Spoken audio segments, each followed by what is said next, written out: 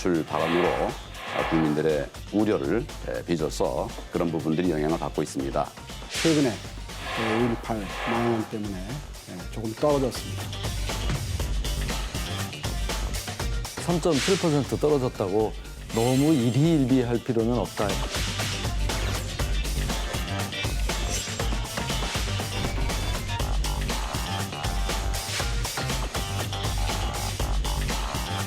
탄핵이 부당하냐는 제 질문에 세모라고 말씀을 하셨습니다. OX로 답을 하라고 하는 그 자체가 참 맞지 않는 일입니다. 두 후보께서는 이 탄핵을 부정을 하고 계십니다.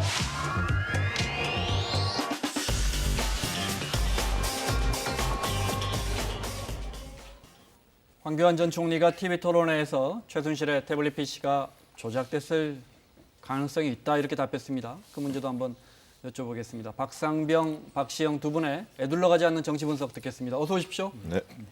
먼저 이것 좀 여권에서 양정철 전 비서관이 들어온다. 네. 그동안에 이제 뭐 큰 자리에 안 맞는 걸로 알고 있었는데. 네. 네.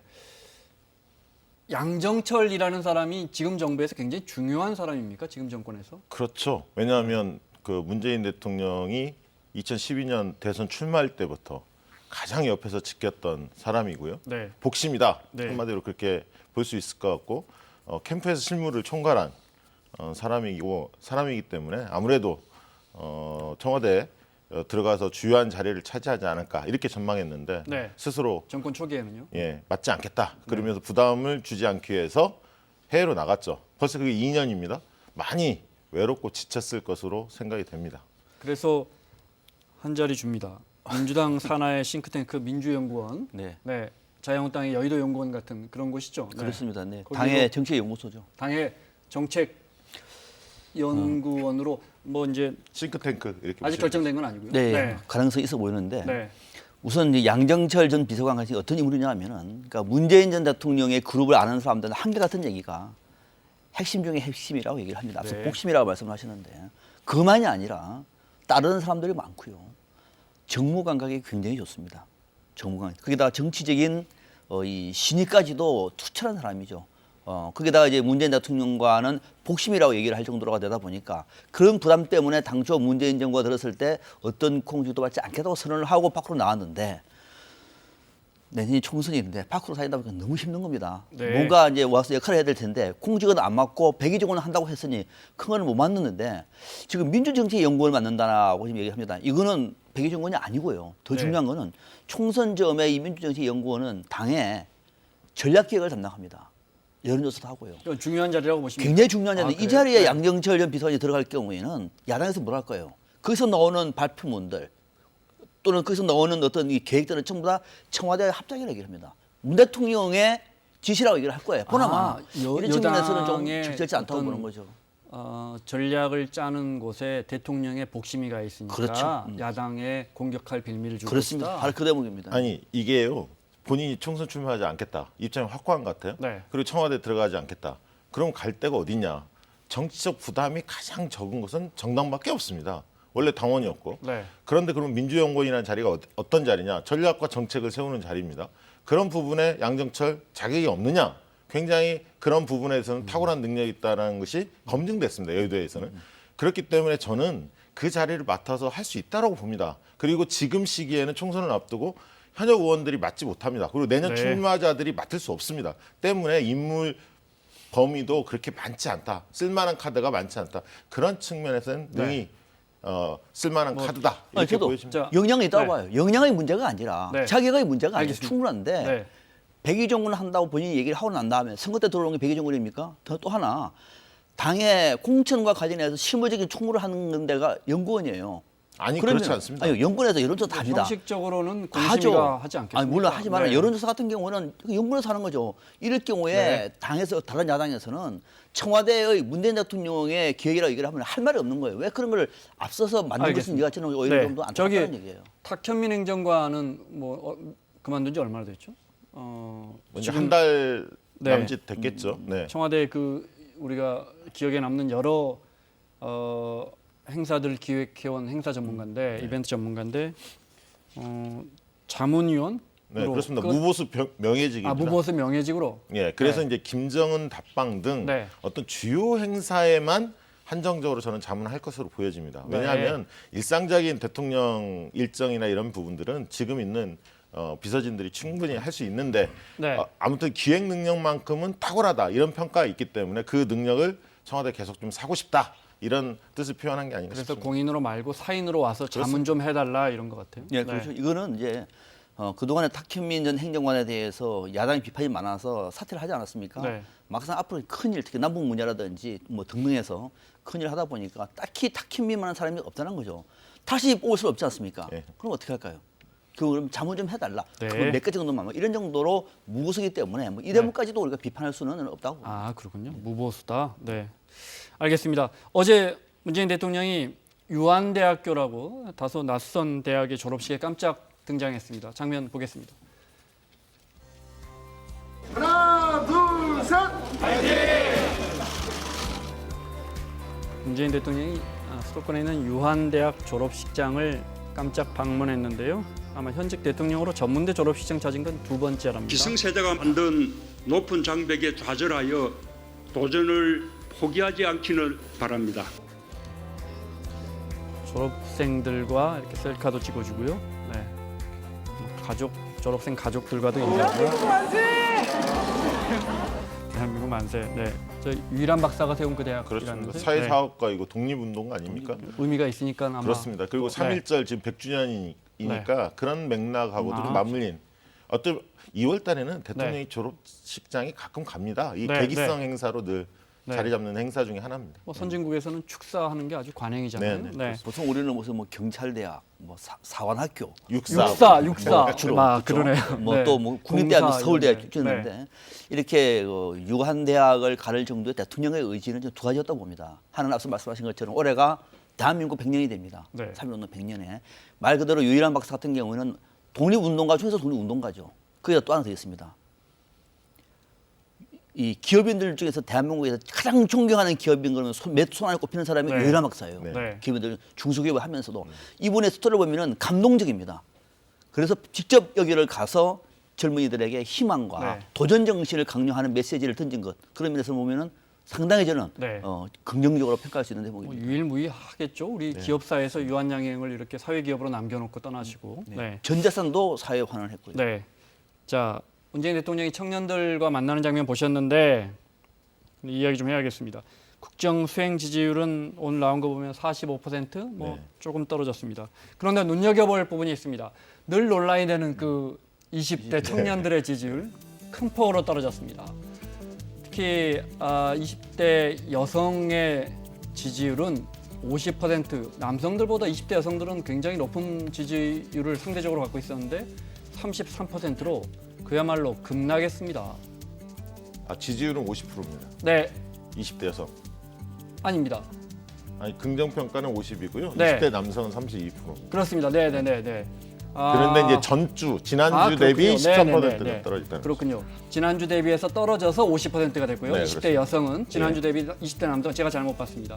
20대 남성은 떨어져서 32%더 낮아졌습니다. 20대 남성의 지지율 32%는 심지어 60대의 문재인 대통령 지지율보다도 큰 폭으로 낮은 겁니다. 이거 어떻게 하죠?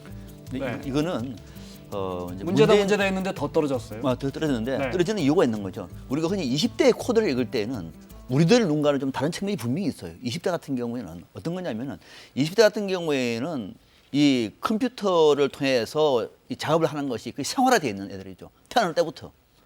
우리하고 상상을 초월합니다. 네. 네, 이런 데 대해서 지난번에 정부가 무슨 얘기를 했죠? HTTPS를 검색하는데 검열하겠다. 네. 이거는 우리는 과거에 학교 다닐 때 그런 거 많이 받았습니다만 검열하겠다고는 안 했지만 갑자기 몇 개를 막았죠. 네. 할 수도 있다고 얘기했어요. 네. 이걸 할 수도 있다. 이 대목은 20대한테는 청천벽력이죠. 아니 인터넷 광고에서 이게 뭔 말이야? 특히 게임을 제일 많이 하는 20대 남성들 같은 경우는 이게 뭐지? 라는 생각이 있는 것이고 또 하나가 여성가족부죠. 그 아이돌의 얼굴을 보내면서 뭐 방송 나갈 때 너무 보내지 마라라고 하는 거는 이거는 뭐냐면은 옳고 그름을 넘어서서 왜 이런 문제까지 정부가 관여하냐에 대한 어떤 불만이라든지 이런 것들이 굉장히 많아요. 특히 20대는 더 민감하겠죠. 네. 그러다 보니까 이거는 아니다라고 하는 여론이 모아져서 저렇게 남성 지지율이 20대에서 팍 빠진 것으로 보입니다. 그렇습니다. 인화성이 큰 이슈죠. 두 가지가 다. 아무래도 이제 그런 이슈는 구전 속도도 빠릅니다. 네. 그리고 감정을 자극하죠. 이제 그러기 때문에 그동안에 이제 20대 남성들이 억울하다, 우리가 역차별 당한다 이런 어떤 젠더 이슈나 불만들이 있었는데 이런 것들이 이제 맞물리면서 더 지지율이 아니 근데 그 말씀대로라면 여성 20대 지지율 떨어진 건 설명이 잘 안 됩니다. 아이돌 외모 규제 그런 논란 것 이런 때문에 것들은 또 여성들한테도 민감한 여가부에서 이슈죠. 이제 네. 우리 드라마나 특히 아이돌 그룹이 너무 똑같은 스타일로 나오지 않게 해달라. 네. 뭐. 근데 사실 언론이 너무 지나치게 선정적으로 뽑은 제목 장사이기도 합니다. 네, 네. 저도 아이돌 문제 얘기를 들었을 때 네. 저는 남도 좀 공감하는 부분이 있거든요. 네. 근데 아니, 물론 심지어는 대부분 저희도 그 꼭지를 다뤘습니다. 아, 근데, 그렇습니까? 저도 예를 했었습니다. 대부분 수긍할 수 있는 부분인데 일정 부분 너무 뭐 속된 말로 오버한 부분이 그런데 20대 있었습니다. 아이들이 네. 하는 얘기가 저한테 질문하는 게 아빠 이거 이해가 돼? 아빠 이거 말이 돼? 그러는 거예요. 네. 그럼 말이 된다고 얘기하면 다툴 것 같아서 그러니? 뭐 이렇게 얻은 것 같습니다만 그에 대해서는 이해가 안 되는 정서가 겁니다. 많이 다르다 이 많이 말씀이시죠. 다릅니다. 네. 예. 아, 어떻게 해야 합니까? 저 청와대 좀 힌트를 좀 주십시오. 그러니까 대통령이요 20대 네. 정서와 가치 지향에 대해서 좀 이해를 해야 합니다. 음. 첫째, 그러려면 소규모 간담회 같은 걸 좀 많이 해서 그들에 대한 정서를 충분히 이해하면서 위로와 공감 행보도 해야 하고 네. 또 맞춤형 정책 행보도 해야죠. 그래서 저는 적어도 청년이 먼저다 이런 어떤 캐치프레이즈 내걸고 좀 공정사회, 억울함이 없는 공정사회, 청년 일자리 이런 네. 문제에 대해서 뭔가 해답을 내야 한다고 봅니다. 네, 근데 당장 내년에 총선인데 그런 이야기는 잘 안 나오잖아요. 왜냐하면 고령층이나 노년층 인구가 워낙 많아 유권자가 많아서. 알겠습니다. 자유한국당 전당대회 이야기하겠습니다. 닷새 남았습니다. 어제 TV 토론까지 어제는 저희가 주최했는데, 네, 어제까지도 주제가 박 전 대통령에 머물고 있는 거 아니냐 이런 우려도 나오고. 네, 그 먼저 여쭤볼까요? 어느 신문에서 스카이캣을 비유해서 박근혜 캣을 자유한국당 전당대회는 어떻게 보십니까? 저는 딱 맞다고 봅니다. 그러니까 자유한국당은 이렇게 폭 망할 수 있을 만큼의 위기가 있었는데 이것을 개선하기 위한 말 그대로의 비대위까지도 선거를 하지 못했습니다. 그러다 보니까 이제는 그 밑에서 숨어있던 사람들이 대거 나와서 당 개혁이라든지 또는 다른 정당, 특히 민주당을 향해서 무차별적인 공격을 하고 있는 거거든요. 그 공격의 중심은 친박입니다. 결국은 도로 친박에 따라가고 있는 거거든요. 당이 개혁되지 않고 혁신 작업이 자초되면 어떤 일이 벌어지느냐. 지금 자유한국당의 분위기로 보면 딱 그대로입니다. 지금은 혁신에 대한 반동의 기류가 당을 완전히 장악하고 있는 분위기입니다. 그러니까 미뤄왔던 이 밀린 숙제가 결국은 전당대회를 통해서 분출했다. 이렇게 보여집니다. 박근혜 문제를 해결했어야 하는데 계속 미뤄왔거든요. 그러니까 결국은 당의 정체성과 노선을 정립하기 위해서는 어쨌든 박근혜 문제에 대해서 탄핵 문제에 대해서 입장 정리를 명확히 할 필요가 있는 거죠. 근데 그거를 계속 안 해왔죠. 김병준 비대위 당 체제. 안에서 네. 거기에 대한 분명한 일단락이 지어지지 않은 상황에서 그렇습니다.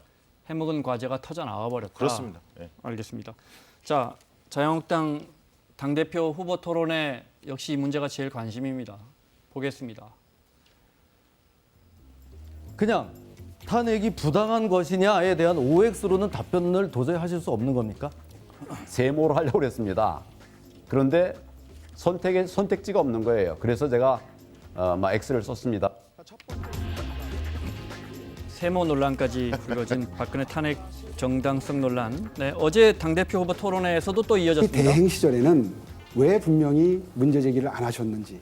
헌재의 결정을 수용해야 된다는 입장을 분명히 말씀드렸는데 그게 혹시 이해가 안 되시는지 모르겠어요. 결국은 태극기 세력을 비롯해서 표를 의식하는 것 아닌가. 소탐퇴실이거든요. 제 생각을 그렇게 자의로 판단하시지 마시고요. 황 후보님이 좀 자초하신 면이 있다 저는 이렇게 봅니다. 동그라미도 아니고 X도 아니고 세모, 굳이 따진다면 세모다 이렇게 얘기를 하셨는데요. 이렇게 중차대한 사안에 있어서 과연 세모라고 답변을 하실 수 있는지 OX로 답을 하라고 하는 그 자체가 참 맞지 않는 일입니다. 한마디로 네. 네 맛도 내 맛도 아닌 느낌입니다. 양다리를 걸친 건데 세모. 위험한 줄타기를 한 거거든요. 근데 관료의 티를 못 받았다. 저는 그런 느낌이 황교안 전 듭니다. 총리가요. 네. 모호한 입장을 가진 사람이 성공한 전례는 없습니다. 대선 가도에. 그래서 두고두고 아마 대선 가도의 아킬레스건이 될 거다. 네. 소신을 가지고 국민을 설득하는 것이 지도자의 길입니다. 아니 저는 그 전에 이렇게 민감한 문제를 OX냐고 물어보는 김지태 후보? 자 황교안 후보에게 세모란 뭘까요? X입니다. 세모란 X. X다. 네, X. 아니, 저렇게 하는 행태 자체가 X입니다. 아, 네. 제가 세모라고 설명이 하면 너무 안 감명스러우니까 저건 아니죠. 모든 문제에 진실은 감명한 겁니다. 변명은 길고 또 깁니다. 네. 국민들은 그런 변명 듣지 않습니다. 본인은 탄핵 문제에 대해서 나름대로 이 생각을 가지고 표를 얻기 위해서 이렇게 한 거예요. 소신 플러스 표입니다. 네. 표가 아니면 정말 하겠습니까? 그런데 표를 했는데 그게 더 커지면은 또 좀 문제가 생길 것 같으니까 세모라고 얘기를 한 거거든요. 네. 결국은 저는 진심이 아니라 표를 얻기 위한 일종의 변명이다. 자, 70%가 진성당원들, 당원들 네. 투표로 이루어지잖아요. 네. 그중 그게 37만 명. 지금 네, 진성당원이 자유한국당. 네, 네. 이제 내일부터인가 모바일 투표 시작해서 이제 들어갑니다. 네. 저 전당대회도 닷새밖에 안 남았고요. 내일부터 시작합니다. 그런데 저 태극기 부대 어르신들이 뭐 8천 명 들어왔단 말도 있고 12,000명 들어왔단 말도 있고. 네, 그 얼마나 영향이 있을까를 여쭤보는 저는 겁니다. 37만 명 중에 김진태 후보가 네. 15% 이상을 득표할 것 같아요. 그렇게 본다면 제법 영향력이 있다. 5만 명 이상의 네. 당원들의 영향력이 있다. 적어도. 네. 그리고 그분들이 왕성하게 활동하기 때문에 당내 세력 분포는 20-30%를 차지할 수도 있다. 저는 네. 그렇게 봅니다. 그러니까 제가 37만 명 중에 뭐 8,000명, 12,000명 이야기했지만 사실 저 들어온 당원분들이 이마에 태극기 부대라고 써갖고 들어오시는 아니 분들은 그리고 없으니까. 그 전에 당원 네. 중에도 태극기 부대에 물론이고요. 동참하는 분들이 물론이고요. 있죠. 네, 상당히 영향력이 있을 것이다. 그렇습니다. 네. 저도 영향이 있으라고 봅니다. 네. 두 가지 때문에 그런 거죠. 하나는 뭐냐면 규모의 문제가 아니고요. 당의 분위기를 지금 주도하고 있습니다. 네. 주도한다는 얘기는 이와 동전한 사람들도 같이 가게 되는 거거든요.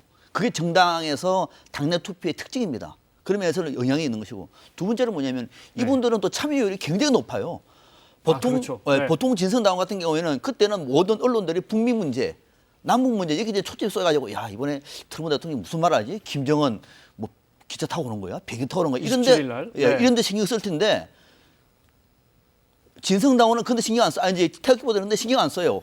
오직 김진태 또는 황교안 그러다 보니까 참여율이 굉장히 높기 때문에 네. 상대적으로 더 비중이 커지는 거예요. 그래서 그분들을 의식하지 않을 수 없다. 그렇죠. 네. 이렇게도 이해할 수 있을 것 같습니다. 네.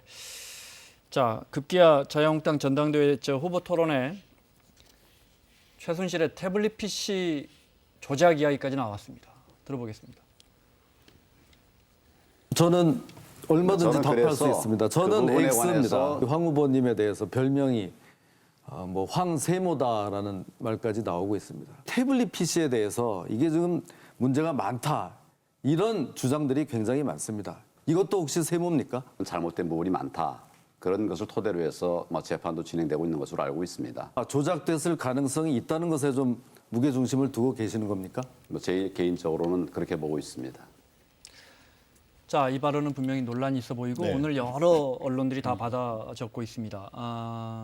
이렇게 되면 최순실의 JTBC가 처음 보도했죠. 최순실의 태블릿 PC가 조작됐다면 기본적으로 그러면 탄핵으로 가는 과정, 촛불혁명, 지금 정권의 정당성 모두 송두리째 흔들리는 겁니다. 그렇습니다. 본인이 법무부 장관도 하고 총리도 하고 그 당시에는 또 대통령 권한대행까지 했는데 그 법을 잘 아는 사람 아닙니까? 저런 얘기하는 걸 도대체 이해가 되지 않고요. 표를 위해서 그런 겁니다. 그러니까 이 당내에 박근혜 향수 동정론 네. 있다 보니까 전당대회 어떻게든 당선되고 보자. 그렇죠. 그런데 황교안 전 총리 같은 경우는 대선을 준비하는 사람 아닙니까? 저렇게 가서 대선 되겠어요? 총선과 대선에서 방금 저 화면이 아마 두고두고 계속해서 나올 나올 겁니다. 텐데요. 저 그러니까 주장과. 네. 박근혜 옥중 메시지, 유영아가 발표했던 옥중 메시지를 통해서 결국은 황교안 길들이기에 박근혜가 성공했다. 저는 그렇게 봅니다. 저는 이번 발언들을 보면서 과연 황교안 전 총리가 대선까지 갈 수 있을까라는 생각이 별로 안 들어요. 저는 못 가려고 봅니다. 오히려 이번에 당 대표가 된다고 하더라도 이 당 대표 체제 가지고 총선도 지치를 얻다 봐요. 왜냐하면 이 구사하고 있는 이 시대에 대한 인식 자체가요 놀랄 만큼 충격입니다.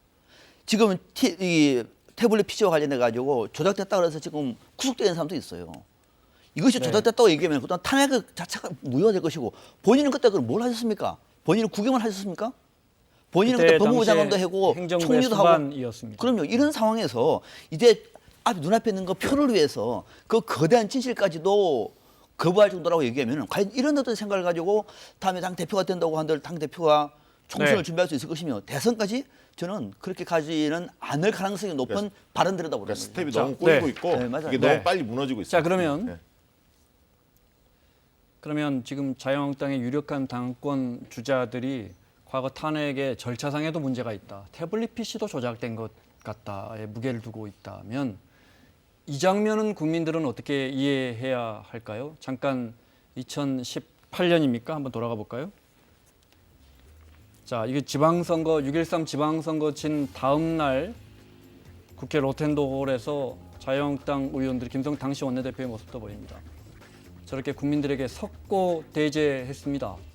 근데 이제 지금 와서 다시 우리가 잘못한 거 아니네요 이렇게 되는 건가요? 그럼 이게 어떻게 해석해야 이 합니까? 지금 전당대회가 네, 컨벤션 효과 전혀 없습니다. 막말이 난무하고 난장판이 되지 않습니까? 유세장이. 이러다 보니까 오히려 한국당이 고립되는 고립이 심화되는 양상으로 가고 있다. 네. 그래서 황교안 전 총리가 당권을 장악하더라도 우물안 개구리 신세가 될 가능성이 굉장히 높다. 저는 그렇게 보고 있습니다. 앞서 화면에서는 저희가 잘못했습니다라고 하는 그 자리에 김진태 의원은 없었죠? 없겠죠? 기억이 나지 않습니다. 황교안 네. 전 총리도 당연히 없겠죠? 황교안 총리야 설사 배지를 달아도 없겠죠? 네. 그러니까 저희가 잘못한 거는 자신들이 잘못한 게 없는데 잘못한 사람들은 나와서 무릎을 꿇다고 보고 있는 거예요. 그러니까 정당이 되려고 하면은 이런 사람들이 당의 주류가 되고 이런 사람들 중심으로 해서 당이 개혁이 돼가지고 좀 더 발전된 정당의 체질을 보여줘야 될 텐데 이분들이 지금 뒤로 가버리고 오히려 탄핵에 앞장섰던 또 탄핵 침묵했던 사람들이 당이 주류가 되다 보니까 네. 오히려 사태가 뒤집히고 있는 거죠. 저 자료화면을 자막이라도 하나 넣어주십시오. 다시 한번 말씀드리면 저게 6.13 지방선거 다음 날인가 그럴 겁니다. 네, 혹시 국민들이 시청자분들이 또 뭐 요 며칠 사이 일어난 일로 오해하실까 봐 제가 굳이 말씀드렸습니다. 알겠습니다. 뭐 오죽하면 저 보수신문 대표하는 조선일보 데스크 칼럼을 제가 읽어보니까 첫 문장이 아무래도 자유한국당은 정권을 되찾을 의지가 없는 것 같다 이렇게 시작되던데. 자, 그런데 오늘 나온 여론조사 중에요. 눈여겨볼 게 또 하나 있습니다. 일반 국민들에게 당권 도전에 나선 새 후보의 호감도를 물었더니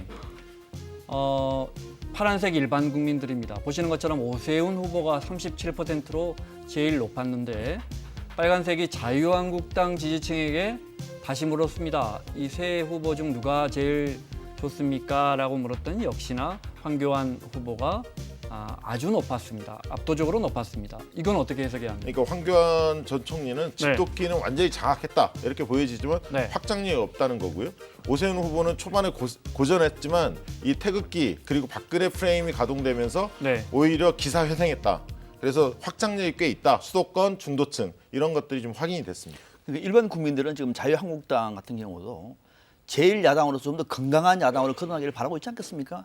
정당 정치가 발전되기 위해서는 자유한국당도 이전보다 훨씬 더 진화된 모습을 보여주기를 바라고 있는 거죠. 이거는 여야를 만나 일반 국민이라면 누구나 생각하고 있을 겁니다. 그런데 그런 국민들인데 그런 어떤 혁신이나 변화된 모습이 아니라 당내 분위기 보니까 무슨 아무 말 대단치 않은 식으로 막 나와가지고 막말하다 보니까 더더욱이 뭐 태극기도 들고 나오고 이런 네. 것들은 국민들이 볼 때는 당내의 그들만의 잔치일 뿐이지 일반 국민들이 보러는 일반 당원들을 바라보고 있는 국민의 자유한국당의 미래하고는 관계가 없는 거죠. 그러니까 여론조사를 해보면 당내에서는 김진태, 황교안이 앞서지만 밖에서 국민이 볼 때는 합리적, 건강한 보수를 상징하는 오세훈 후보가 더 표를 많이 얻는 것은 당연한 일이죠. 자, 그 자막을 계속 놔둬봐 주십시오.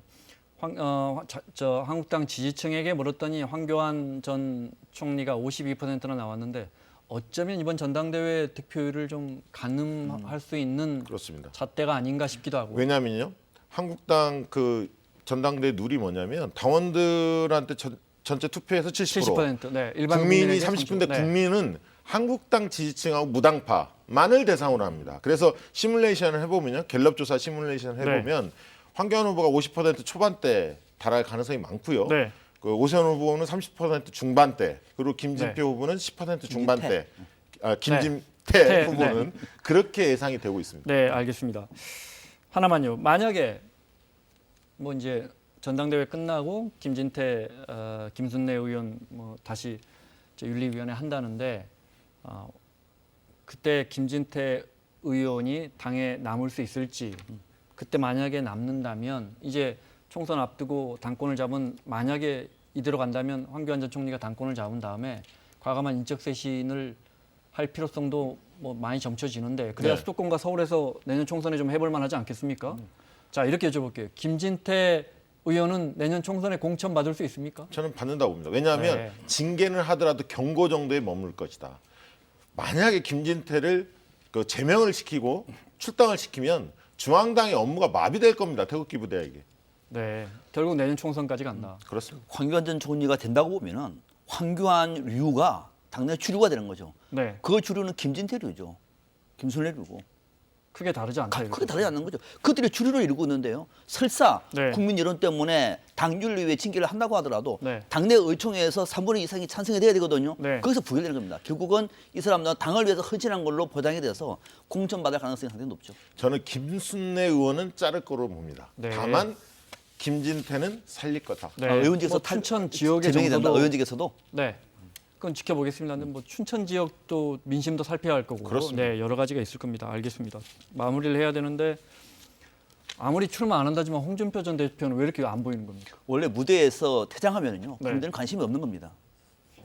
지금 홍준표 아니, 저건 안 합니까? 아니죠. 저 홍카콜라 안 합니까? 홍각골라 하는데 지금 네. 홍준표 전 대표는 굉장히 기분이 좋을 겁니다. 즐기고 있을 겁니다. 왜? 가장 본인의 라이벌인 황교안 전 총리가 지금 너무 빨리 무너지고 있거든요. 무너진다고 보세요? 아니, 뭐 그렇습니다. 유력한 당권이 그렇지 눈앞에 와 않습니다. 있는데. 아까 했던 네. 집도끼에서만 강점을 드러내고 있지 네. 확장력에서 굉장히 이번에 손해봤거든요. 네. 태극기 박근혜 프레임이 가동되면서 그렇기 때문에 홍준표 전 대표 입장에서는 이번 전당대 끝나고 네. 앞으로 향후 총선 과정에서 얼마든지 고공존을 통해서 본인의 존재감을 드러낼 겁니다. 앞서 황교안 전 총리가 당권을 잡아도 총선까지 쉽지 않을 거라 했는데 그러면 다시 또 홍준표 전 대표에게 기회가 좀 옵니까? 기회가 있죠. 네. 그러니까 비박계라든지 또는 네. 지금의 친박의 독주 체제에서 불만을 갖고 있는 다수의 사람들은 새로운 기회가 생길 것이고 아마 비대위든 정 안 되면은 분당이든 네. 그런 급격한 정치 변동이 올 가능성이 충분히 있다고 봅니다. 알겠습니다. 여기까지 듣겠습니다. 박상병, 박시영 두 분과 함께했습니다. 다음 주에 다음 주에 뵙겠습니다. 네.